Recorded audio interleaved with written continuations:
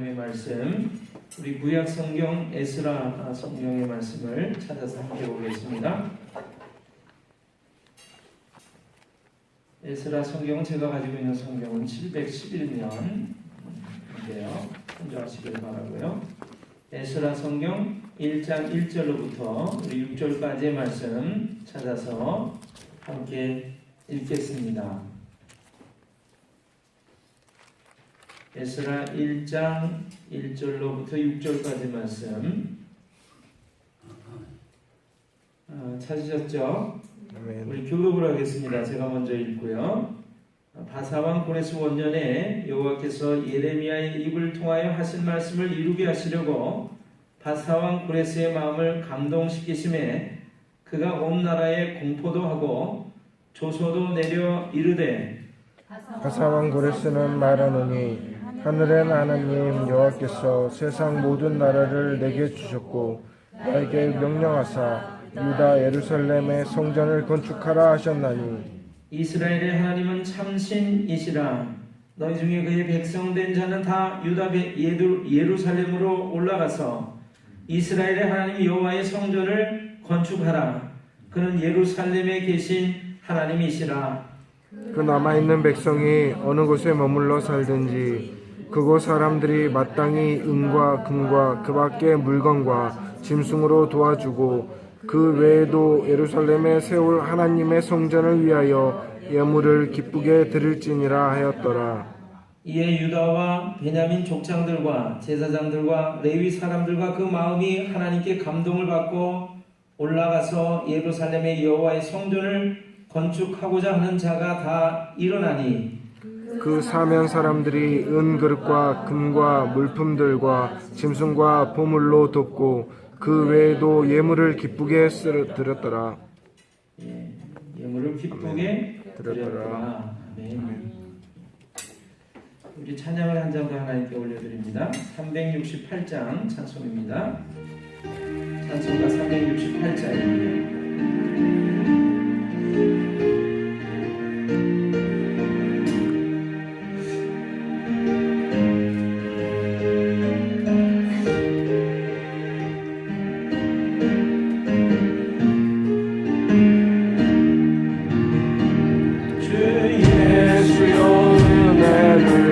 내려주사 오증만케 하옵소서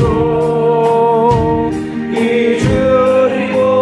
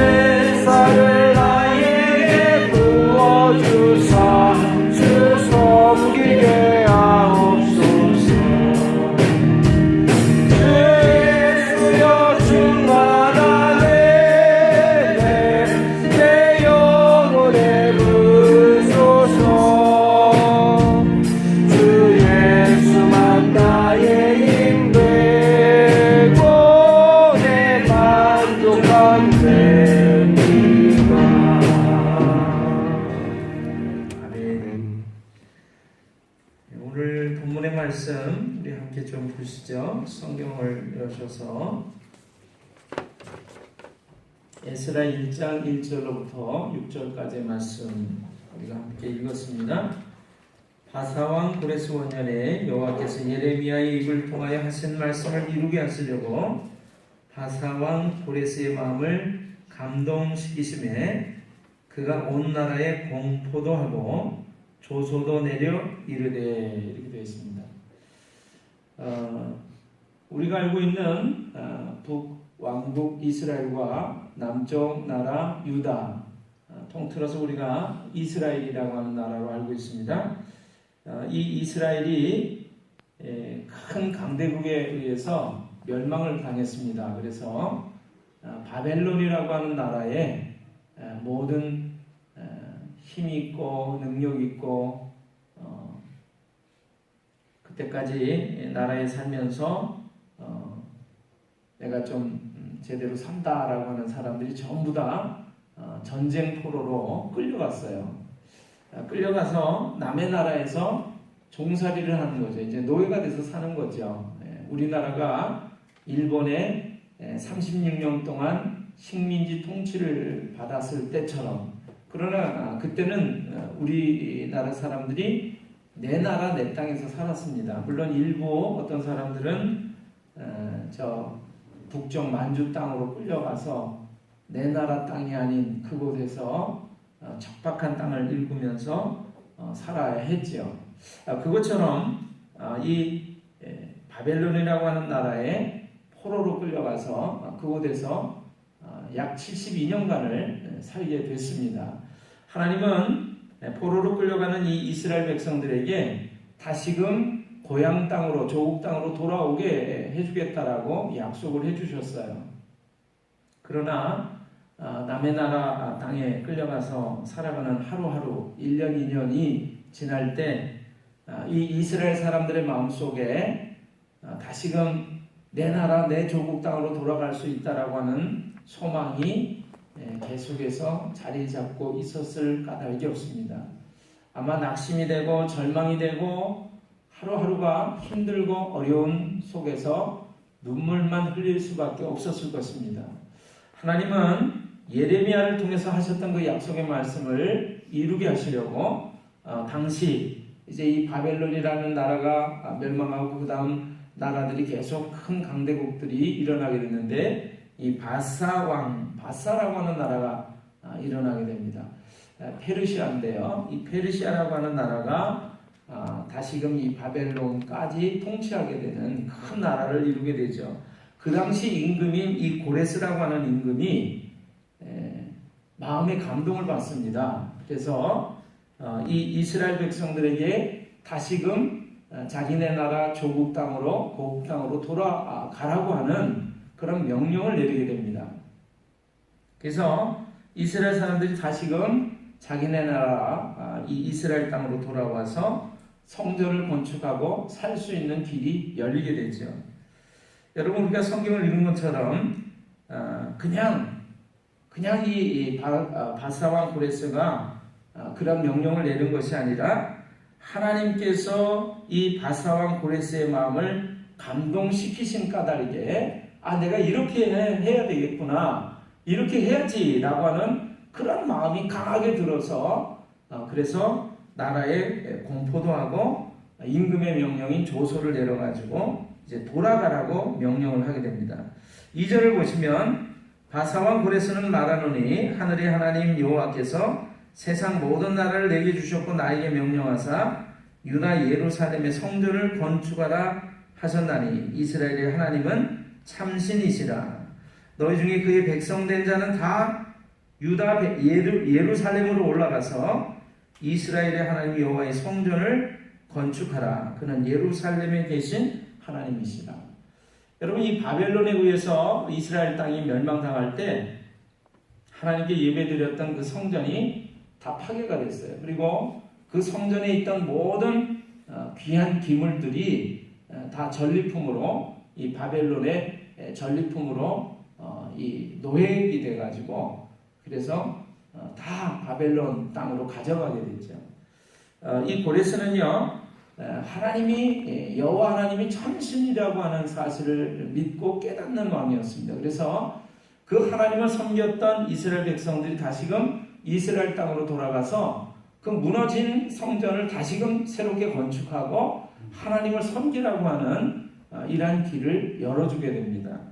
여러분, 이 이야기를 듣고 이제 많은 사람들이 자기네 나라 조국 땅으로 돌아가기 위해서 일어나게 됩니다. 5절을 한번 좀 보실까요? 자, 5절을 보니까 어떻게 되어 있죠? 이에 유다와 베냐민 족장들과 제사장들과 레위 사람들과 그 마음이 하나님께 감동을 받고 올라가서 예루살렘의 여호와의 성전을 건축하고자 하는 자가 다 일어나니 되어 있습니다. 임금님의 명령이었지만 임금님의 명령을 따라서 내가 그렇게 해야 되겠다라고 생각했던 사람들이 사실은 많지 않았습니다. 전징포로로 끌려갔던 모든 사람들이 돌아왔던 것이 아니라 1차와 2차로 나누어서 돌아오게 되는데 제가 알기로는 1차로 귀환했던 그런 사람들이 한 5만 명 정도 되는 걸로 알고 있어요. 에스라라고 하는 이 학자와 함께 한 5만 명 정도 되는 사람들이 수십만 명이 끌려갔는데 거기서 돌아온 사람들은 1차로 불과 몇만 명에 불과했습니다.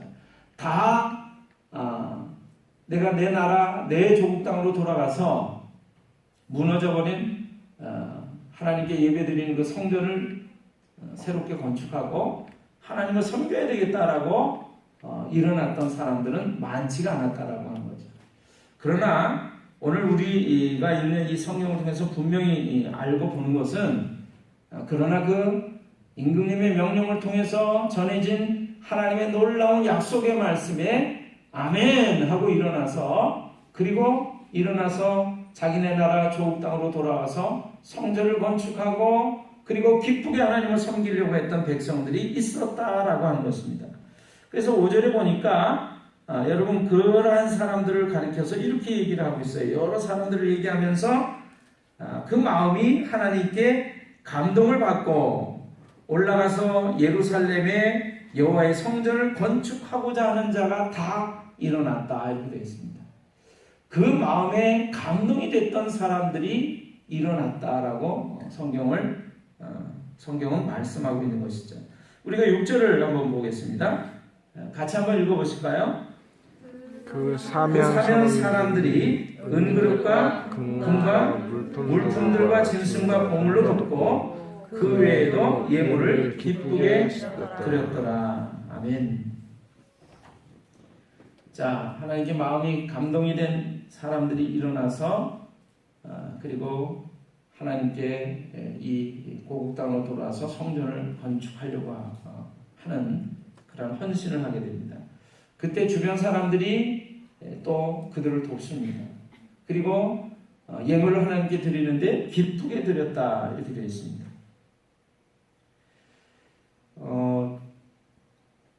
제가 같은 이제 신학대학을 나온 그런 동문 목회자 모임이 지난주에 오창에서 있었습니다. 제가 그 교회 가서 이제 우리 먼저 예배를 드리게 됐는데요. 그 교회는요 한 25년 된 교회고요. 저희처럼 이렇게 정식 건물로 지어진 건물이 아니라 조립식으로 좀 볼품없게 초라하게 지어진 교회 건물이에요. 그런데 25년 정도 됐기 때문에 교회 건물이 많이 낡았습니다. 그 교회 담임 목사로 있는 사람은요, 이제 아기 둘을 낳아서 기르고 있는 젊은 목사예요.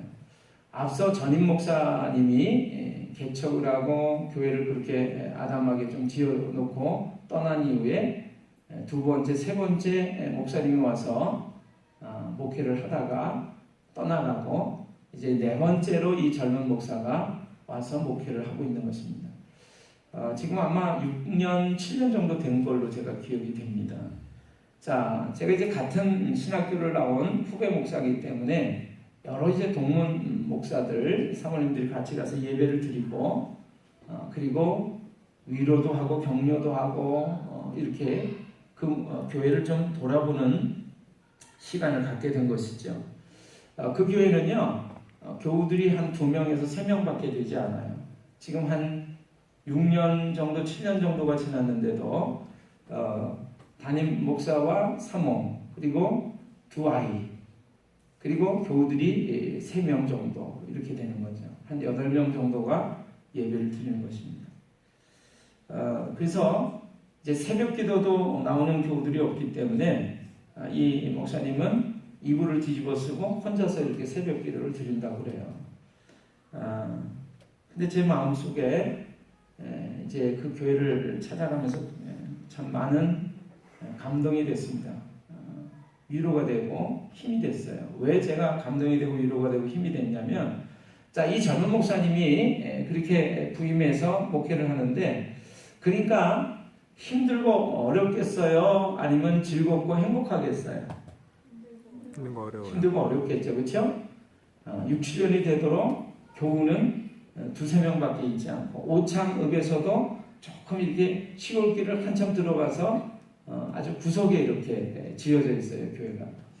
그러니까 교우들은 오지 않고 그 몇 년간을 이제 가족들과 불과 2-3명인 그 교우들과 예배를 드리려니까 이 목사님 생각에는 나도 어디 큰 교회 부목사나 또는 나를 오라고 부르는 그런 좀 도회지의 그런 교회로 가야 되겠다, 떠나야 되겠다 하는 생각을 좀 갖고 있었다고 그래요. 그런데 어느 날 기도를 하는데 마음속에 그 낡고 허름해진 그 교회 예배당 건물을 리모델링 해라 하는 감동을 주시더래요. 그래서 이 목사님이 얘기를 했답니다. 주님, 그러지 마세요. 제가 떠난 이후에 제 후임 목사가 와서 리모델링 하라고 그러세요. 저는 할 수 없어요. 이렇게 얘기했대요. 그럴 수밖에 없는 것이 아직까지 자립도 하지 못하는 그런 작은 교회니까 헌금도 나오지 않습니다. 많이. 그러니까 그런 교회에서 세상에 그 교회를 리모델링 해야 된다라고 하는 것이 큰 일이지 않겠어요? 근데 하나님께서 마음에 감동을 주시더래요. 네가 리모델링을 해라. 하나님 싫어요. 저 못해요. 이러다가 하나님께서 마음에 주시는 감동이니까 어떻게 해요? 그럼 순종할게요 하게 됐습니다. 순종할게요 하고 시작을 하게 됐어요. 그래서 몇 명밖에 안 되는 교우들이지만 우리가 내부 교회 리모델링을 하려고 합니다. 여러분, 우리가 마음에 작정되는 대로 건축 헌금도 하고 한번 시작해 봅시다라고 선포를 하게 됐대요. 그렇게 해서 모인 돈이 한 15만 원 정도가 모였습니다.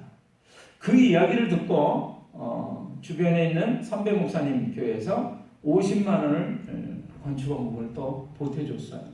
그래도 100만 원이 되지 않는 그런 재정을 가지고 리모델링을 할 수는 없었어요. 왜냐하면 리모델링을 보통 하려면 최소한 1,000만 원, 2,000만 원이 넘게 들거든요. 근데 이 목사님께서 기도하다가 갑자기 드는 생각이 서울의 큰 교회에서 시골에 있는 작은 교회들, 개척교회들한테 리모델링도 해주고 교회도 지어준다라고 하는 그 교회가 있다는 생각이, 그 소식을 들었던 생각이 났습니다. 그래서 그 교회에 연락을 하게 되고 그런 교회들이 또 얼마나 많겠어요. 그 많은 수많은 교회 중에 이 목사님의 교회가 선정이 돼가지고 드디어 그 교회에서 한 1,000만 원 정도의 비용을 지원하고 또 공사를 하는 일꾼들까지 지원을 해가지고 리모델링을 하게 됐어요. 그래서 제가 간 것은 리모델링이 끝난 그 이후에 그 교회를 가게 된 거죠. 우리처럼 이렇게 발코니 쪽에 방부목으로 이렇게 데크를 마루도 깔고 말이죠. 그래서 난간도 설치를 해놨고 안에 들어가니까 아담하고 이쁘게 내부 리모델링을 해놨더라고요.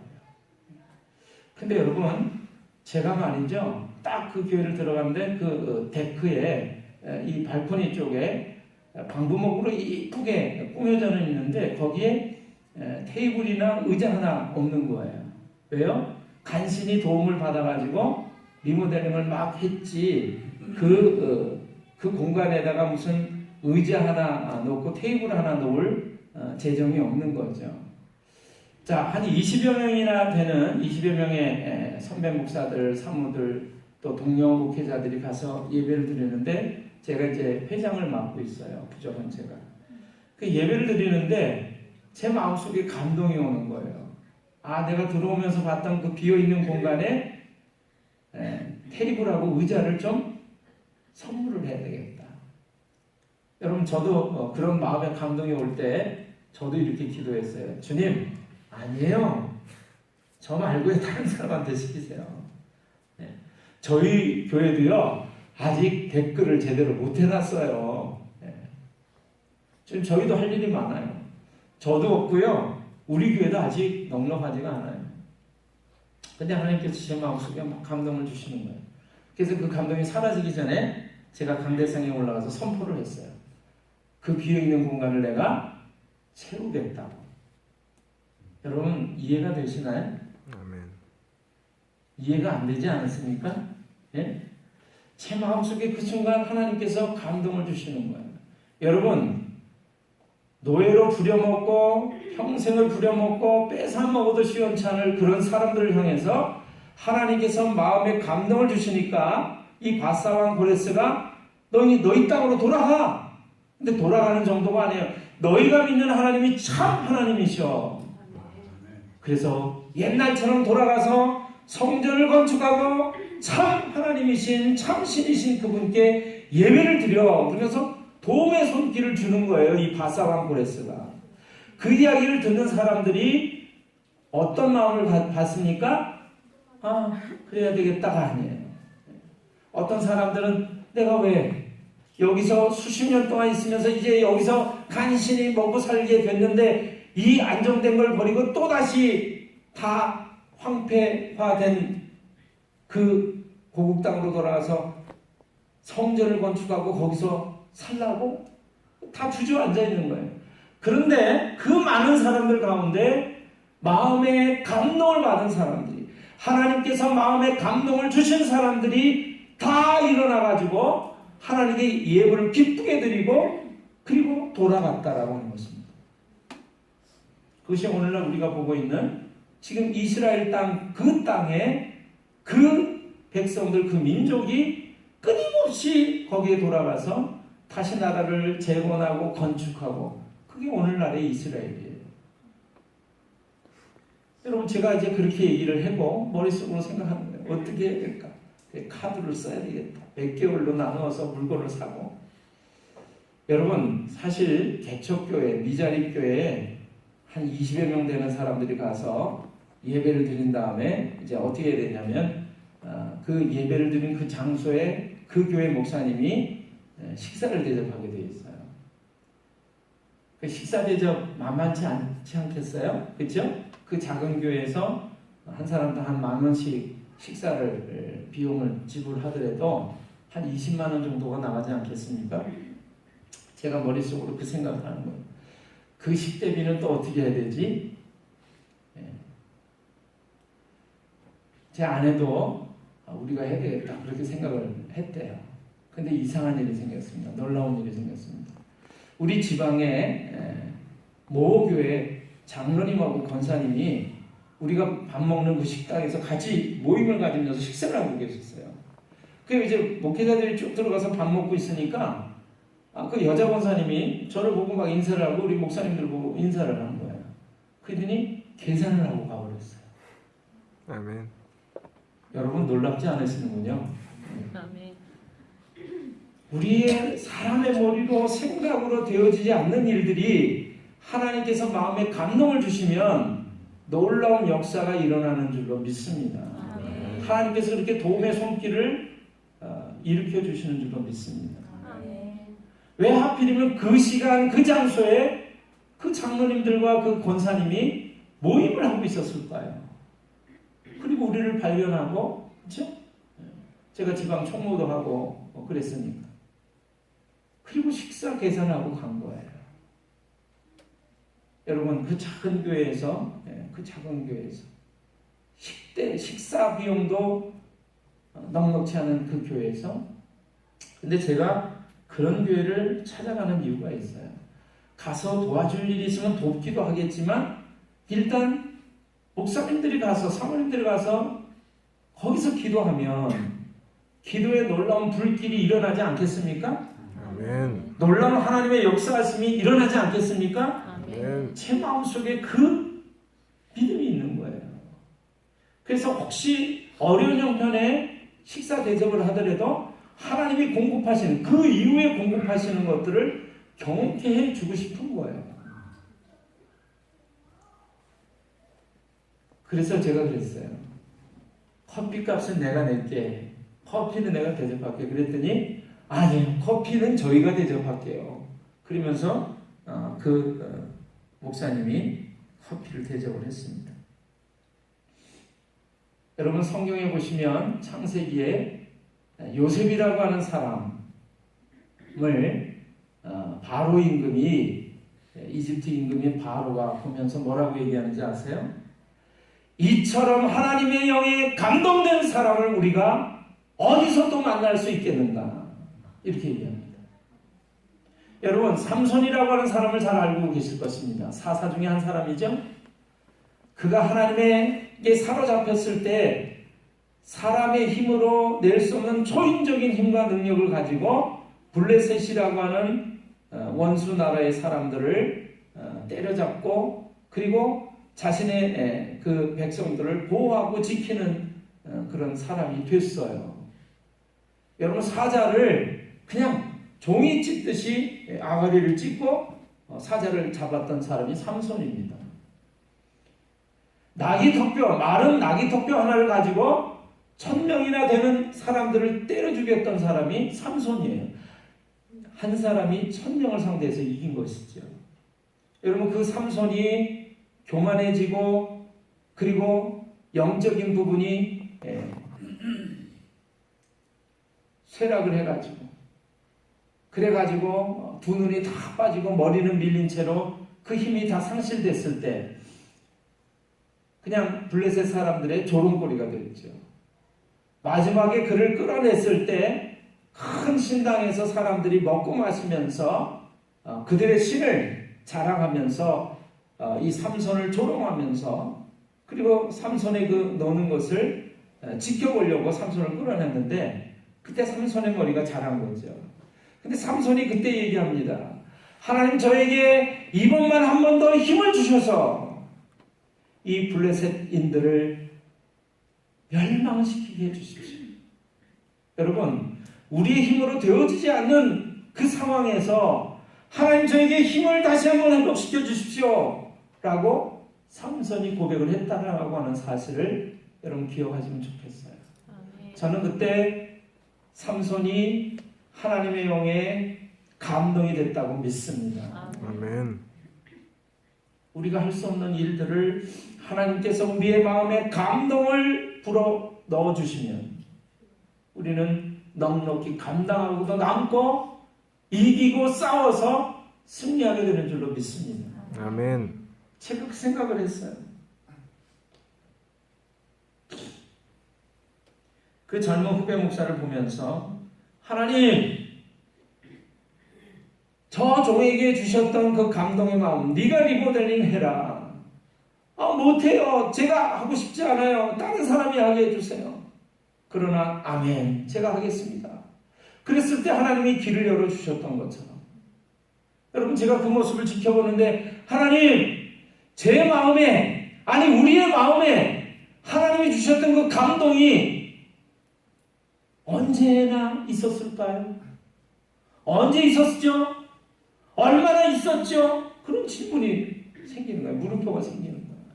하나님 제가 최근에 하나님의 음성을 듣고 하나님의 말씀을 듣고 마음에 감동이 됐던 적이 얼마나 있었습니까? 언제 있었습니까? 나에게만이 아니라 우리 복된 교회 식구들에게 얼마나 언제 있었습니까? 묻고 싶은 거예요. 하루하루를 살아가면서 맨날 힘들고 어려운 삶 속에서 내 힘으로 내 능력으로 내 지혜로 내 힘으로 하려고 그러니까 안 되잖아요. 근데 하나님께서 우리의 마음에 힘을 불어넣어 주시면 감동을 주시면 우리는 그걸 감당할 수 있는 것이죠. 그러니까 놀라운 역사들이 일어나는 거예요. 왜 제 마음에 감동을 또 주셔가지고, 그렇죠? 저도 힘든데, 예? 거기에다가 제가 의자하고 테이블 세트를 채우겠다고. 근데 제가 아멘 했어요.